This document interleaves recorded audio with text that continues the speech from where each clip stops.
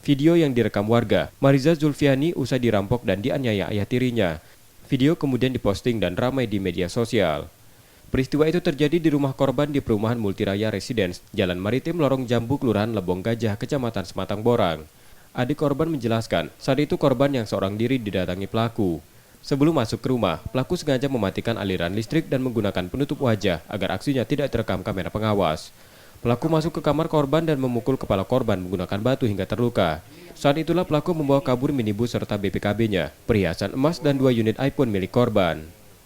Beberapa jam sebelum aksi yang ditengarai telah direncanakan itu, pelaku mengajak ibu korban ke hotel dan ditinggal keluar oleh pelaku yang saat itu hendak ke rumah korban. Pelaku dikenal pribadi yang pendiam dan jarang berkomunikasi dengan anak-anak sambungnya. Turuni listrik dulu pertama. Dia ambil kunci tempat tuh kan emang dia tahu namanya bapak dewek kan, walaupun bapak tiri tahu dia. Soalnya tiap hari sering ngantri lauk ke sini. Dia buka, dia langsung masuk kamar ayu aku karena tidak dikunci kan. Dia buka langsung dia gebuk palanya pakai batu. Ayu aku yang bilang apa ambil abe hartanya, jangan bunuh dia kan. Dia ada anak katanya. Jadi dia buka berangkasnya pakai sidik jari kan. Setelah itu dia ambil isi berangkas galo, ialah ini BPKB mobil sama emas tadi, sama HP. Dia bawa pakai ini ada tong sampah dimasuknya kalau sama dia balik pakai mobil itu. Laporan korban saat ini sudah diproses Satuan Reskrim Polrestabes Palembang.